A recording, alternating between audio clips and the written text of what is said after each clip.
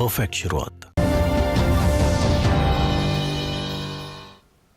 और इस छोटे से ब्रेक के बाद आप सभी का स्वागत है। आप देख रहे हैं न्यूज़ नाइट और मैं हूं आपके साथ में आरेंद्र। ब्रेक से पहले हम बात कर रहे थे दिल्ली में किस प्रकार से बहुत तेज गति से कोरोना संक्रमण के मामले बढ़ रहे हैं, इसी भी हम करेंगे चर्चा। इसी से जुड़ा हुआ है आज का हमारा विशेष पे। दिल्ली में बढ़ते कोरोना के मामले, क्या हो रणनीति? अपने आप में ये एक बड़ा सवाल है कि आखिर किस रणनीति के तहत काम किया जाए कि ये जो संक्रमण है ये कम हो और ये तेजी से जिस तरह से बढ़ रहा है ये हाथ से निकलती स्थिति ना बनने पाए। इस विषय पे बात करने के लिए दो खास मेहमान इस वक्त मेरे साथ मौजूद हैं। उनका मैं परिचय आपसे कराता हूं। मेरे साथ मौजूद हैं डॉक्टर रमन आर गंगाखेडकर जी। आप वरिष्ठ वैज्ञानिक हैं ICMR के। सर, बहुत स्वागत है हमारे साथ जुड़ने के लिए। और दूसरे खास मेहमान हमारे साथ में संजय सिंह जी हैं, वरिष्ठ पत्रकार हैं।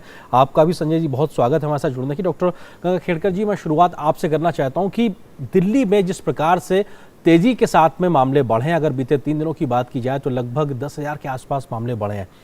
किस प्रकार की रणनीति के साथ काम करने की ज़रूरत है, क्योंकि अब दिल्ली देश का सबसे ज़्यादा संक्रमित शहर बन गया है, इसको कैसे रोका जाए?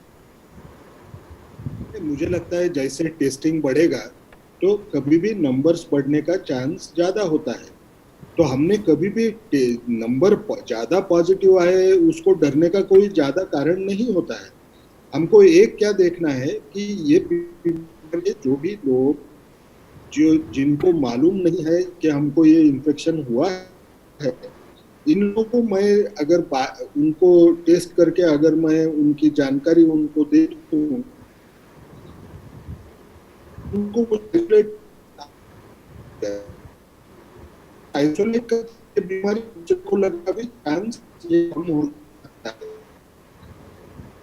तो हम कहते हैं कि सभी लोगों ने खुद को पॉजिटिव समझना है और खुद के संपर्क में आने वाले लोगों से सेफ डिस्टेंस और मास्क और खुद के हाथ धोना, वो जो सारे प्रिकॉशंस, कफ एटिकेट्स वगैरह जो हम बोल रहे थे, उसका पालन कितना होता है वो पता नहीं है। तो जो स्ट्रैटेजी है वो हमको एक ही याद रखना है कि वो स्ट्रैटेजी अभी जो डेवलप की गई है कि हम घर घर सर्वे करें, सर्वे करके उसमें ILI के जो सिम्टम रहने वाले लोग हैं उनको टेस्ट करें, और टेस्ट करने के बाद में उसी वक्त हमने घर में जो बुजुर्ग लोग हैं या जिनको क्रॉनिक मॉर्बिडिटी है उनको भी आइसोलेट करने के हिसाब से देखें।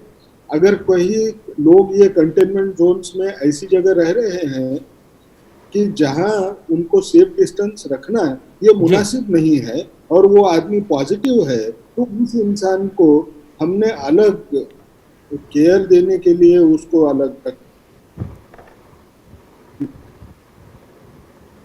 डॉक्टर गंगाखेडकर, मैं आऊँगा आपके पास में। संजय सिंह जी के पास में चलता हूँ। संजय जी, आपको लगता है कि अब कई जानकार इस प्रकार के सवाल खड़े कर रहे हैं कि दिल्ली सरकार की जो तैयारियां थी या जिस प्रकार के उसके दावे थे खास तौर से, और जिस प्रकार का ज़मीन पे स्थिति है, उन दोनों में एक विरोधाभास देखने को मिलता है। आपको लगता है कि ये विषय राजनीति का बिल्कुल भी नहीं, लेकिन क्या लगता है आपको यहाँ पे एक परिपक्वता या कहा जाए और बेहतर समझ के साथ में काम करने की जरूरत आपको दिखाई पड़ रही है? संजय जी, देखिए, एक चीज तो तय है कि अगर आप देखें तो अरविंद केजरीवाल वापस जब सत्ता में काबिज हुए कुछ महीने पहले और प्रचंड बहुमत से आए, उसमें 2 चीज का बहुत बड़ा योगदान था। एक, जो जिस तरह से उन्होंने कैंपेन चलाया और ये कहा कि दिल्ली में स्वास्थ्य और शिक्षा 2 सुविधाएं काफी बढ़ गई हैं और मोहल्ला क्लिनिक और बाकी हेल्थ के फैसिलिटीज के अपग्रेडेशन की बात हुई, तो उसे लोगों ने भी एक परसेप्शन के तौर पे, एक्चुअल कितने लोग अस्पताल गए ये आंकड़े तो हमारे पास नहीं है, लेकिन परसेप्शन के तौर पे उस चीज को स्वीकार किया गया। आज की स्थिति यह है कि दिल्ली में कोरोना के मामले हिंदुस्तान में सबसे ज्यादा है। एक तो कारण यह भी हुआ है कि दिल्ली में टेस्टिंग की संख्या बढ़ी है। अब वो टेस्टिंग की संख्या कब बढ़ी? जब दिल्ली में ऐसा माना जा रहा था और कुछ लोग यहाँ तक कह रहे थे कि वो जो कम्युनिटी ट्रांसमिशन का स्टेज होता है वो स्टेज शुरू हो गया। हालांकि उस पर डिबेट है, बहुत सारे लोग नहीं मानते और केंद्र सरकार का ये नहीं मानना है। उसके बाद प्रधानमंत्री और मुख्यतः गृह मंत्री अमित शाह ने बैठक बुलाई, केंद्र सरकार और यहाँ के जितने भी मुख्यमंत्री, उप मुख्यमंत्री, स्वास्थ्य मंत्री, लेफ्टिनेंट गवर्नर और बाकी यहाँ के जो हैं, और साथ में वो स्वयं लोकनायक जयप्रकाश अस्पताल आए। और उसके बाद देखिए, दिल्ली में एक समन्वय तो होना चाहिए केंद्र और राज्य के बीच में, क्योंकि पूर्ण राज्य ये नहीं है। तो वो समन्वय की स्थिति जो थी वो एक वेलकम मूव था केंद्र के द्वारा, केंद्र के इनिशिएटिव पे। उसके बाद हम देखते हैं ये संख्या बढ़ी है। जी। पहले तो एक ये अच्छी बात है कि चलिए बाकी सभी हाउस होल्ड सर्वे हो जाएगा तो जो संख्या बढ़ेगी वो संख्या कहाँ तक जाएगी। लेकिन एक चीज मुझे लगता है कि जिससे सरकारों को कहीं भी कभी भी बचना चाहिए वो ये है कि एक फॉल्स किसी भी तरह का आप एक परसेप्शन जनरेट करते हैं और समय आने पे जब वो परसेप्शन टूटता है, जी। क्योंकि आप कोई भी जो कोरोना अफेक्टेड मरीज है या उसके परिवार से पूछिए तो ये हालत बहुत ही भयावह है। वो जी, हालत महत्वपूर्ण बात होती कह रहे हैं कि है जब परसेप्शन टूटता है तो लोगों के दिल में इस बात का एहसास होता है कि आपने जो वायदा किया था आखिर जमीन पर वो कहाँ दिखाई पड़ रहा है। मैं लौटूंगा आपके पास में। डॉक्टर गंगा खेड़कर जी, आपको लगता है कि अगर दिल्ली जैसे बड़े शहर की बात की जाए, क्योंकि अगर दिल्ली मुंबई की ही बात की जाए तो देश भर के पूरे मामलों का लगभग 40% के आसपास यहीं पे सिमटा हुआ है, बड़ी चुनौती ये है कि इस प्रकार के ज़्यादा घनत्व वाली जनसंख्या के बीच में जब आप इस प्रकार की महामारी से निपट रहे होते हैं तो क्या आपको लगता है कि और ज़्यादा कदम उठाने की ज़रूरत है, क्योंकि यहाँ पे आबादी का घनत्व एक और बड़ी चुनौती है? मुझे लगता है कि इसमें प्रिंसिपल्स बहुत ज़्यादा तो बदले नहीं है। आपको जितना ज़्यादा हो सके उतने टेस्ट करना चाहिए। दूसरी सबसे बड़ी बात, अगर कोई पॉजिटिव आता है तो उसके कांटेक्ट ट्रेस होने चाहिए।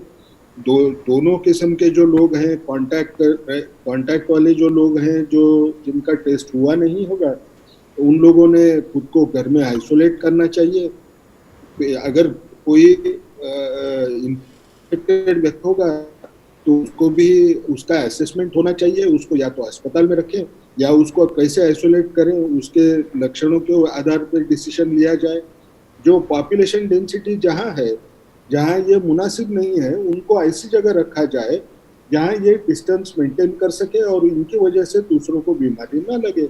जी। अब इससे बढ़ के अगर हमको कुछ करना है तो हमको सिर्फ एक ही चीज देख के रहना पड़ेगा कि हम किस ढंग से एक चीज कर पाएंगे कि जो लोग, जो तरुण लोग हैं, जो जवान लोग हैं, जो काम के लिए घर के बाहर निकल रहे हैं, वो घर में के जो बुजुर्ग लोग हैं उनके साथ ज्यादा उनका संपर्क कैसे नहीं आएगा, वो उसको पालेंगे या नहीं पालेंगे। नहीं तो उसका असर जो है वो जो डेथ रेट होता है उसके ऊपर होने का डर होता है।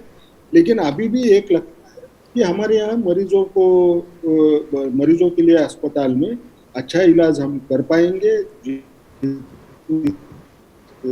है हमको ये जो भी हम बोल रहे हैं कदम, उसका अच्छा इम्प्लीमेंटेशन हो, उसका कवरेज अगर अच्छा हो गया तो हमको ये कंट्रोल करने में ज्यादा दिक्कतें नहीं है। जी, डॉक्टर गंगा खेड़कर जी, आप कई महत्वपूर्ण कमेटी का भी हिस्सा हैं जहां पे सरकार रणनीति तय करती है, उसमें भी आप सुझाव देते हैं। आपको लगता है कि हाल फिलहाल में केंद्र सरकार के माध्यम से और ज्यादा एक प्रोएक्टिव रोल अदा करने के बाद से हम देख पा रहे हैं कि जो मेगा प्लान पूरा तैयार किया गया दिल्ली को लेकर, कम से कम उस लिहाज से जमीन पे और ज्यादा सक्रियता आप देखने को मिल रही है, एक उम्मीद बनती दिखाई पड़ती है? उम्मीद तो जरूर है। हमको एक समझना है कि हम सब लोगों को ये कोरोना वायरस का जो इन्फेक्शन है उसको जितनी प्रायोरिटी देना है वो देने की पूरी कोशिश करना है। हमको उसकी वजह से जो डेथ रेट बढ़ने का डर है उसको रोकने की पूरी कोशिश करना है। और सब मिलके, सब जुड़ के अगर हम काम करें, इसमें सिर्फ सरकारों का नहीं, सारे इंसानों का भी योगदान होना चाहिए। ये लड़ाई सिर्फ सरकार की नहीं है, ये हम सब लोगों की है। जब लॉकडाउन उठता है तो लॉकडाउन उठते वक्त हमको एक संदेश बहुत क्लियर आता है कि हर इंसान आज फ्रंटलाइन वर्कर हो गया है और उसने खुद की भी जान बचाना है, दूसरों की भी जान बचाने की कोशिश करना है, अपना बर्ताव बदल डालना है। अगर ये हम कर पाए सब साथ मिलके तो शायद ये कोरोना का संकट हम जल्द से जल्द खत्म करने में कामयाब हो।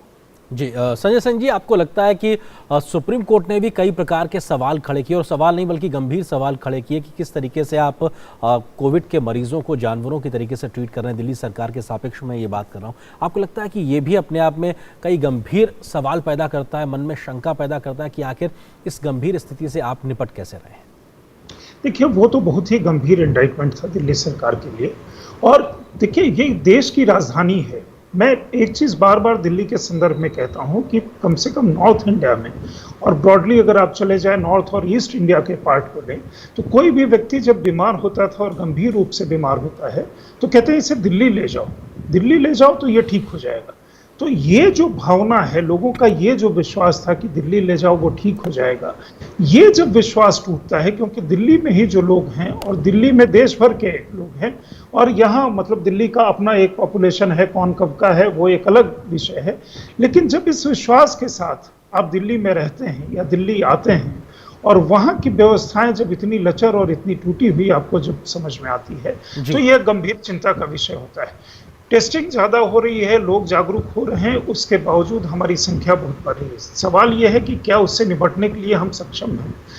ये जब मतलब इन सवालों के बीच में जब रियलिटी आती है तब जा करके अंतर्द्वंद जो है, एक नागरिक जो है उसका विश्वास वहाँ पे टूटता है। मुझे लगता है कि ये एक अच्छी स्थिति नहीं है कि जिस स्थिति में आकर के लोगों का विश्वास न सिर्फ दिल्ली का बल्कि पूरे देश का एक विश्वास जो दिल्ली के प्रति है वो विश्वास टूटता हुआ सा नजर आता है। ये नहीं होना चाहिए। अभी भी जिस जो समय है मुझे लगता है कि कई बार एलजी और सीएम के बीच में भी पूर्व की तरह नहीं हो रहा है दूसरे कार्यकाल में, लेकिन अगर कुछ ऐसे इश्यूज आ जाते हैं तो मुझे लगता है कि गृह मंत्री को चिट्ठी लिखना उप मुख्यमंत्री के द्वारा या मुख्यमंत्री का बात करना बेहतर है कि एलजी और चीफ मिनिस्टर वो साथ थोड़ी देर बैठ लें, आपस में जो भी इनिशिएटिव लेकर के दोनों में से कोई इनिशिएटिव ले और साथ मिलकर के कोऑर्डिनेटेड वे में चलें तो वो बेहतर होगा। हाँ, कम से कम सभी एक साथ नजर आए। डॉक्टर गंगा खेड़कर जी, एक चीज़ ये कि कल से दिल्ली में देश का सबसे बड़ा कोविड केयर सेंटर की शुरुआत होने जा रही है जिसकी पूरी क्षमता 10,200 बेड की होगी। हालांकि कल से 2,000 की क्षमता से शुरुआत हो रही है। आपको लगता है कि इस प्रकार की ढांचागत बुनियादी सुविधाएं भी हमारी इस लड़ाई में बड़े स्तर पर मददगार साबित होंगी?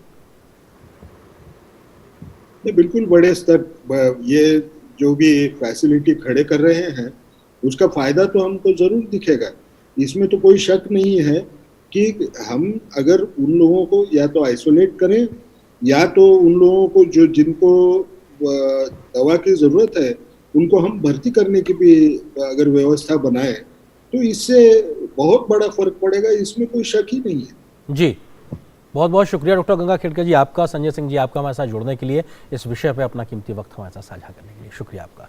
और फिलहाल यहाँ पर एक छोटे से ब्रेक के लिए रुकते हैं। ब्रेक के उस पार बहुत सी अन्य खबरें